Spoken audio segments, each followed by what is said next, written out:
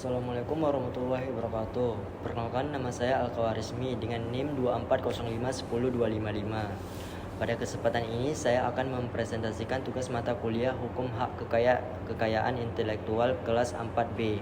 Adapun topik yang akan saya bahas adalah analisis hukum paten dalam sengketa standar esensial paten atau yang disingkat dengan SIP antara Nokia dan Oppo terkait lisensi teknologi 5G. Semoga presentasi ini bermanfaat dan dapat menambah wawasan kita semua. Baik, selanjutnya akan masuk ke latar belakang kasusnya. Teknologi 5G dikembangkan melalui Forum Internasional 3GPP, Badan Standarisasi Global untuk Sistem Komunikasi Seluler generasi ke-3 hingga ke-5. Standar esensial paten adalah paten yang wajib digunakan untuk menerapkan standar teknologi tertentu. Tanpa SIP, perangkat tidak bisa beroperasi sesuai standar internasional.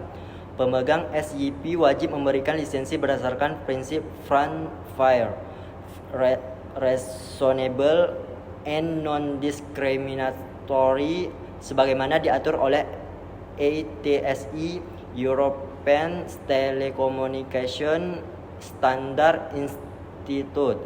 Prinsip FRAN mencegah penyalahgunaan posisi dominan pemegang paten yang disebut paten holdup memaksa royalti tidak wajar karena produser tidak punya pilihan lain.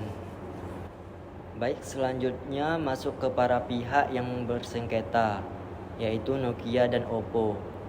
Nokia, perusahaan teknologi dan telekomunikasi berbasis di Finlandia, pemilik ribuan SIP, berkontribusi di standar 2G, 3G, 4G, 5G melalui 3GPP atau ETSI. Pendapatan utama dari royalti lisensi paten kepada produsen perangkat global. Dan selanjutnya ada Oppo, produsen smartphone terbesar di dunia, didirikan tahun 2004, membutuhkan lisensi SIP Nokia agar produknya dapat menggunakan teknologi 4G dan 5G secara sah. Tanpa lisensi yang sah, tidak boleh menjual produk di pasar global.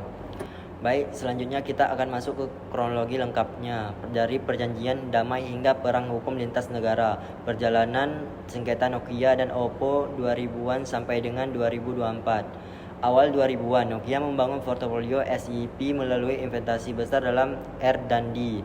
Nokia mengembang teknologi yang menjadi bagian standar 2G, 3G, 4G, dan 5G. Paten-paten dideklarasikan kepada ETSI sebagai SIP sesuai kebijakan IPR ETSI. Sebelum 2021, perjanjian lisensi aktif berjalan.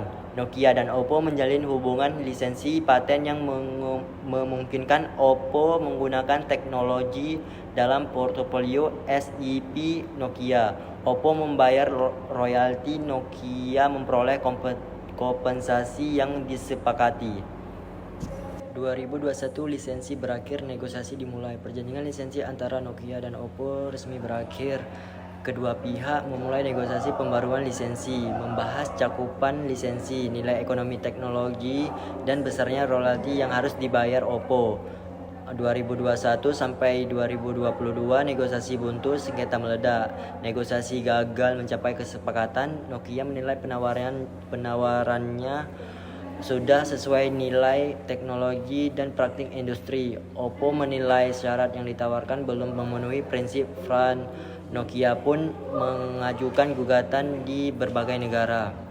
2022 gugatan di 6 negara termasuk Indonesia. Nokia menggugat Oppo di Jerman, Inggris, Belanda, India, Brazil, dan Indonesia. Di Indonesia, Nokia menggugat pihak terkait distribusi produk Oppo dan Realme. Namun putusan MA nomor 1597 KPDT SUS HKI 2022 menyatakan gugatan Niet on Vanlix tidak dapat diterima karena cacat formil, kurang pihak, Prurium Litis Konsortium, pokok tidak diperiksa, dan 2022 sampai 2023 litigasi berlanjut, negosiasi tetap berjalan. Proses hukum di berbagai negara berlangsung bersamaan. Namun karena kedua pihak saling membutuhkan secara bisnis, komunikasi dan negosiasi tetap dilanjutkan di luar pengadilan untuk mencari solusi bersama. 2024 kesepakatan lisensi global tercapai. Nokia dan Oppo akhirnya menandatangani Global Patent Cross Lisensi Agreement jangka panjang. Oppo memperoleh hak menggunakan teknologi Nokia. Seluruh sengketa di semua negara resmi dihentikan. Kepastian hukum dan keberlangsungan bisnis kedua pihak terjamin. Selanjutnya masuk ke pokok sengketa. Apa yang diperdebatkan? 4 pokok permasalahan utama. Yang pertama ada besarnya royalti. Nokia merasa penawarannya wajar sesuai nilai teknologi dan praktik industri global. Sedangkan Oppo menilai royalti yang diminta terlalu tinggi dan tidak adil. Yang kedua ada penerapan prinsip FRAND. Perbedaan tafsir mengenai apa yang dianggap adil, wajar, dan tidak diskriminatif menjadi inti konflik utama antara kedua perusahaan. Yang ketiga ada status penggunaan teknologi pasca lisensi. Nokia berpendapat penggunaan setelah 2021 harus didasari perjanjian baru. Oppo berargumen negosiasi masih berlangsung dan harus diselesaikan berbasis FRAND. Dan keempat ada hak dan kewajiban para pihak. Nokia memperoleh royalti berhadapan dengan kewajiban FRAND. Hak Oppo mendapat lisensi yang adil berhadapan dengan kewajiban menghormati paten Nokia. Nah, selanjutnya masuk ke dasar hukum. Analisis berdasarkan Undang-Undang Nomor 13 Tahun 2016 tentang paten. Pasal 1 Angka 1, paten adalah hak eksklusif negara kepada inventor atas hasil invensinya di bidang teknologi. Nokia sebagai pemegang SIP berhak atas teknologi yang dipatenkannya. Pasal 19 ayat 1, pemegang paten berhak melarang pihak lain menggunakan, menjual, mengimpor atau menyewakan produk yang dipatenkan tanpa persetujuan. Ini dasar hukum gugatan Nokia. Pasal 22 ayat 1, perlindungan paten berlaku 20 tahun sejak tanggal penerimaan. Selama masa ini, setiap pengguna wajib mendapat izin pemegang paten. Pasal 79 ayat 1, pemegang paten berhak memberi lisensi kepada pihak lain melalui perjanjian. Nokia berhak tentukan syarat namun dibatasi oleh kewajiban FRAND kepada ITSI.